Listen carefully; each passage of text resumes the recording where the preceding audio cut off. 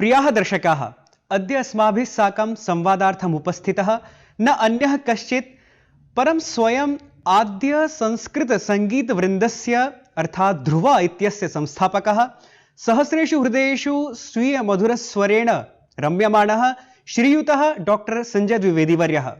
महोदय, दूरदर्शनपक्षतः अहं भवतः हृदयेन पुनः स्वागतं करोमि। धन्यवाद। महोदय, सर्वादौ सर्वान् संस्कृतसङ्गीतानुरागिजनान् ध्रुवा सङ्गीतवृन्दस्य स्थापनाविषये बोधयतु। अस्याः वृन्दीय अवधारणायाः पृष्ठभूमिः कास्ति? इसकी जो पृष्ठभूमि है वो तो उसमें सबसे पहले मेरे पिताजी आते हैं, जिन्होंने मुझे संस्कृत भाषा के संस्कार दिए, मुझे वेद पढ़ाया, श्रीमद् भगवद गीता पढ़ाई। बाल्यकाल में ही मुझे भगवद गीता पूरी याद कराई उन्होंने। और इसके बाद मेरे गुरु प्रोफेसर राधा वल्लभ त्रिपाठी जी, जिन्होंने मुझे पहली बार किसी बड़े मंच पे गाने का, संस्कृत में गाने का अवसर दिया। और तीसरी इसकी जो पृष्ठभूमि है वो है आचार्य भरत मुनि का नाट्यशास्त्र। तो नाट्यशास्त्र में से ही ये शब्द लिया गया है ध्रुवा। और प्राचीन काल में ध्रुवा गान और जाति गान की परंपरा हुआ करती थी। और संस्कृत नाटकों में कुतप वृंद हुआ करता था। जो वृंद की जो अवधारणा है वो सबसे प्राचीन है। वो तो उस वृंद जो शब्द है वो वहां से आया है। तो कुतप हुआ करता था, जो आजकल जो ऑर्केस्ट्रा, जिसको बैंड कहते हैं, ऑर्केस्ट्रा कहते हैं, तो कुतप से ये अवधारणा आई। महोदय, भवतः सङ्गीतयात्रायां संस्कृतमेव किमर्थं चितम्? अपि च ध्रुवा इत्यस्य उद्देश्यं किमस्ति? 2009 से मैं संस्कृत नाटकों का संगीत कर रहा हूँ। तो संस्कृत नाटकों का संगीत करते करते मुझे ये प्रेरणा हुई, क्योंकि नाटक का जो संगीत है उसमें हम भाव के हिसाब से, भावाभिव्यक्ति के अनुरूप हम संगीत करते हैं। तो श्लोक को गाते हुए, शकुंतला है, दुष्यंत के लिए कुछ उनका आलाप है, कुछ प्रेमालाप है, या श्रृंगार है, या विप्रलंब है, ये सब करते हुए मुझे भावों को और शब्दों को, मतलब श्लोक को और उसके भाव को और संगीत में उस राग को जीने का एक अवसर मिला। और फिर मैंने देखा कि आज की जो नई पीढ़ी है वो बैंड को ज़्यादा पसंद करती है। फिर मैंने ये भी देखा कि हर देश का, हर भाषा का अपना एक बैंड है। फ्रेंच, जर्मन, इंग्लिश के सबके अपने अपने बैंड हैं। तो मैंने सोचा कि संस्कृत में क्यों नहीं हो सकता। तो बसंत पंचमी को 2015 में मुझे ये प्रेरणा आई, और ईश्वरीय प्रेरणा से ही मैंने ये आरंभ किया। और इसका उद्देश्य है युवाओं को, नई पीढ़ी को जोड़ना, ताकि वे हमारे भारतीय जीवन मूल्यों से, संस्कृति से, भाषा से परिचित हो सकें, और उन्हें ये ना लगे कि संस्कृत तो पुरानी हो गई है, अब इसमें कुछ नया नहीं हो सकता है। तो एक नवाचार है, और जो समय के साथ चलने की अपनी एक जिद है, उसका नाम ध्रुवा है। महोदय, सङ्गीतक्षेत्रे स्वस्थापने नैकाः समस्याः मार्गावरोधं कुर्वन्ति, तथापि पुनः पुनः प्रयासेन भवता सर्वतः भिन्नम् अर्थात् संस्कृते कार्यं कर्तुम् उद्यतः जातः भवान्। तर्हि एतस्मिन् अभियाने काः समस्याः भवतः समक्षम् आगताः? एक तो ये बाजार है, और बाजार में वे चीजें चला करती हैं जो उसके अनुरूप हों। तो उसके अनुरूप बनाने के लिए हमने बैंड तो बनाया, परंतु एक भाषा की अपनी अपनी सीमाएं होती हैं। संस्कृत है, दमदार है, और इसको आप हल्के में ना लें। तो मुझे लगता है कि हमारी प्रस्तुति ही ये सिद्ध करती है कि हम किस स्तर के हैं, कहाँ तक जा सकते हैं। तो हमें बहुत सारी तकलीफें आई और आती हैं, क्योंकि संस्कृत के अनुसार ही वैसे म्यूजिशियन और वैसे सब आर्टिस्ट लोगों का मिलना, और ये एक टीम वर्क है। तो उसके बैकग्राउंड में जो पूरा एक स्ट्रगल है कि उन रचनाओं का चयन, उनकी कंपोजिशन, उनका पूरा संगीत, और कैसे वो डिलीवर होगा, कैसे जनता में उसकी अपील होगी, कैसे वो पहुंचेगा, इसका एक अपना स्ट्रगल है। महोदय, भवान् प्रायः सर्वप्रकारकाणां सङ्गीतप्रेमिणां हृदये स्वस्थानं कल्पितवान् अस्ति। भवता केवलं 5 वर्षेषु 77,200 प्रस्तुतयः कृताः। तासु भवतः प्रिय रचना का? जी, अभी तो सबसे प्रिय रचना तो अभी तक मैंने बनाई नहीं है, और लेकिन बाकी जो जितनी रचनाएं हैं मुझे सभी बहुत पसंद है। टेक्स्ट की दृष्टि से जो बहुत रिच अगर आप कंटेंट कहेंगे तो वो मेरा प्रिय भज गोविंदम है, वो मैं आपको सुनाना चाहता हूँ। दिनमपि रजनी सायं प्रातः शिशिरबसन्तो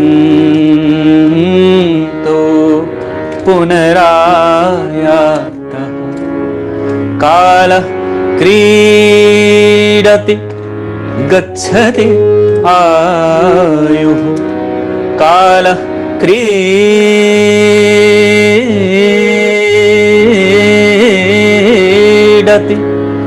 गच्छति आयुः तदपि न मुञ्चति आशा वायुः तदपि न मुञ्चति आशा वायुः भज गोविन्दं भज गोविन्दं गोविन्दं भज मूढमते। बहु शोभनं, सुन्दरं, बहु सुन्दरं। महोदय, भवतः प्रस्तुतयः, भवतः ये रचनाः सन्ति, युवजनान् किं सन्दिशति, किं दर्शयन्ति? यथा अस्मिन् कालक्रमे तु मन्यते यत् युवानः पोप् म्यूजिक्, नवीन सङ्गीतादि विषये एव अभिरुचिं प्रकटयन्ति। बहुत आनंद लेते हैं क्योंकि एक नया आविष्कार है, नई चीज़ है। और आजकल वैसे भी सीधी सीधी दाल कोई पसंद नहीं करता है, उसमें थोड़ी मिर्च, थोड़ा छोंक, थोड़ा बघार लगाना पड़ता है ना। जी, वैसे ही है ये ट्रीटमेंट कि हम पहले उस तरह से गाते थे, हारमोनियम या तबला के साथ तानपूरा लेके वैसा गाते थे, तो लोगों का ध्यान ही नहीं जाता है जब तक थोड़ा उसमें कुछ एलिमेंट ऐसा ना डालो। तो अब इसको बड़ा एंजॉय करते हैं क्योंकि संगीत की अपनी भाषा है, इसमें शास्त्रीय, भारतीय शास्त्रीय संगीत भी और वेस्टर्न, तो दोनों का मिक्स हो जाता है, तो एक फ्यूज़न बन जाता है ये। तो फ्यूज़न को लोग बड़ा पसंद करते हैं। संगीत की अपनी भाषा होती है तो लोग डांस भी करते हैं, भज गोविंदम, मधुराष्टकम, अच्युताष्टकम और भी तमाम जो गीत हैं हमारे, तो बहुत पसंद करते हैं। और उन्हें एक ये भी मैसेज उससे जा रहा है कि नहीं नहीं, हमारे पास भी भाई, हमारे भारत में भी अपने तरह का एक ऐसा भी बैंड है जो संस्कृत की बात करता है, जो अध्यात्म की बात करता है। तो अच्छा रिस्पॉन्स है। आजकल हमारा बैंड बना, उसके बाद हमने देखा कि कई कुछ और नए लोग आए जिन्होंने फिल्मों के गानों को संस्कृत में गाना शुरू किया। आप दूरदर्शन में ही आपने काफी उसको बढ़ावा दिया है। तो ये नए नए तरह के प्रयोग हो रहे हैं। संस्कृत नाटक में भी जब हमने संगीत किया था तो उसका भी एक ट्रेंड हमने सेट किया। उसमें संस्कृत थिएटर में क्या म्यूजिक होना चाहिए, वो भी एक नया एक हमने तरीके से किया, तो हम NSD तक वो भी ले गए। महोदय, अद्यत्वे भवान् कस्यां रचनायां प्रवृत्तः अस्ति? मम आग्रहः अस्ति यत् कृपया अस्मद्दर्शकेभ्यः स्वीय नूतन रचनायाः कांश्चन अंशान् श्रावयतु कृपया। जी जी जी।